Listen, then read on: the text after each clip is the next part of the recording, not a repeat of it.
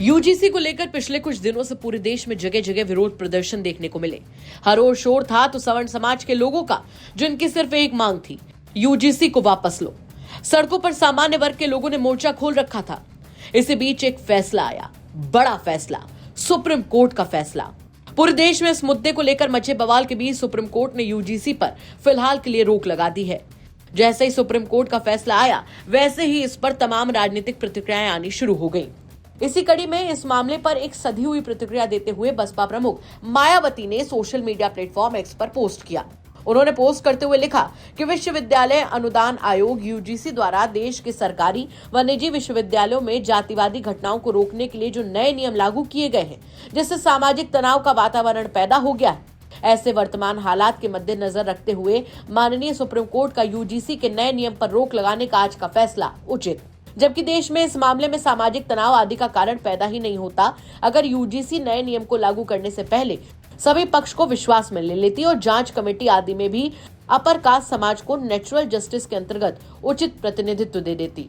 वहीं जब यूजीसी पर सुप्रीम कोर्ट ने रोक नहीं लगाई थी और पूरे देश में जगह जगह इस मामले को लेकर विरोध देखने को मिल रहा था, तब भी बसपा प्रमुख का रिएक्शन सामने आया था। एक्स पर यूजीसी को लेकर अपनी प्रतिक्रिया देते हुए उन्होंने पोस्ट करते हुए लिखा था कि देश के उच्च शिक्षण संस्थानों में जातिवादी भेदभाव के निराकरण समाधान हेतु विश्वविद्यालय अनुदान आयोग यूजीसी द्वारा सरकारी कॉलेज एवं निजी यूनिवर्सिटियों में भी इक्विटी कमेटी यानी समता समिति बनाने के नए नियम के कुछ प्रावधानों को सामान्य वर्ग के केवल जातिवादी मानसिकता के लोगों द्वारा इसे अपने विरुद्ध भेदभाव व षड्यंत्रकारी मानकर इसका जो विरोध किया जा रहा है, तो ये कतई भी उचित नहीं है। जबकि पार्टी का यह भी मानना है कि इस प्रकार के नियमों को लागू करने के पहले अगर सभी को विश्वास में ले लिया जाता तो यह बेहतर होता और देश में फिर से सामाजिक तनाव का कारण भी नहीं बनता। इस ओर भी सरकार व सभी संस्थानों को जरूर ध्यान देना चाहिए। साथ ही ऐसे मामले में दलित व पिछड़ों को भी इन वर्गों के स्वार्थी व बिकाऊ नेताओं के भड़काऊ बयानों के बहकावे में भी कतई नहीं आना चाहिए, जिनकी आड़ में ये लोग आए दिन घिनौनी राजनीति करते रहते हैं।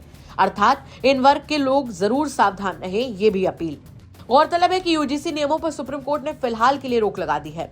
सीजेआई सूर्यकांत ने इसे लेकर कहा कि नियम अस्पष्ट है और इसका दुरुपयोग संभव है। इसी के साथ सुप्रीम कोर्ट की पीठ ने इन नियमों की मंशा और भाषा पर भी सवाल खड़े कर दिए। अब इस मामले की सुनवाई मार्च में होगी। इसी के साथ साथ सुप्रीम कोर्ट ने मामले को लेकर केंद्र सरकार को नोटिस भी जारी कर दिया है। चलिए अब एक बार ये भी समझ लेते हैं कि वो यूजीसी के कौन से नियम थे जिनके विरोध में सवर्ण समाज के लोगों ने मोर्चा खोल दिया था। वो सड़क पर उतर आए थे और इसे लेकर देश में जगह जगह जमकर विरोध प्रदर्शन देखने को मिले थे। दरअसल यूजीसी द्वारा साल 2026 की शुरुआत में जारी किए गए नए नियमों में यानी promotion of equity in higher education institutions regulation 2026 को लेकर ही ये पूरा बवाल शुरू हुआ था। जहां इसे सामाजिक न्याय की दिशा में एक बड़ा कदम माना जा रहा था, वहीं सामान्य वर्ग के छात्रों और शिक्षकों के बीच इसे लेकर गहरी चिंता और विरोध नजर आ रहा था। उच्च शिक्षण संस्थान में जातिगत भेदभाव को रोकने के लिए यूजीसी ने 13 जनवरी 2026 से नए रेगुलेशंस लागू किए थे। इन नियमों का मुख्य फोकस कैंपस में ओबीसी छात्रों को भी एससी एसटी की तरह सुरक्षा प्रदान करना और उनके लिए शिकायत निवारण प्रणाली को मजबूत करना था। नए वर्ग के तहत पहली बार ओबीसी वर्ग को भी स्पष्ट रूप से जातिगत भेदभाव की श्रेणी में शामिल किया गया था। यानी हर विश्वविद्यालय और कॉलेज में एससी एसटी और ओबीसी छात्रों के लिए एक समर्पित सेल बनाना अनिवार्य किया गया था। यूनिवर्सिटी स्तर पर एक कमेटी बनाने की बात कही गई थी, जिसमें ओबीसी, महिला, एससी एसटी और दिव्यांग प्रतिनिधि शामिल होने थे। ये कमेटी हर 6 महीने में अपनी रिपोर्ट यूजीसी को सौंपती।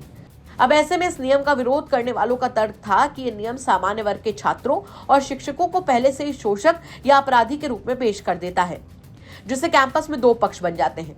उन्हें डर था कि इस नियम का दुरुपयोग सामान्य वर्ग के मेधावी छात्रों के खिलाफ हो सकता है। उनके मुताबिक अगर किसी ने झूठी शिकायत कर दी तो स्टूडेंट का करियर खतरे में पड़ सकता है, क्योंकि शिकायतकर्ता पर दंड का कोई स्पष्ट प्रावधान नहीं है। विरोध का एक बड़ा कारण यह भी था कि इक्विटी कमेटी में सामान्य वर्ग के लिए कोई अनिवार्य प्रतिनिधित्व नहीं रखा गया था। अगर बीसी या डीन आरक्षित वर्ग से है तो सामान्य वर्ग के छात्रों को पक्षपाती फैसले का डर सता रहा था और इसी बात को लेकर जगह जगह सामान्य वर्ग के स्टूडेंट्स इस नियम के विरोध में उतर आए थे। फिलहाल यूजीसी को लेकर सुप्रीम कोर्ट की रोक पर आपका क्या कुछ कहना है, कमेंट करके जरूर बताएं। ब्यूरो रिपोर्ट यूपी तक।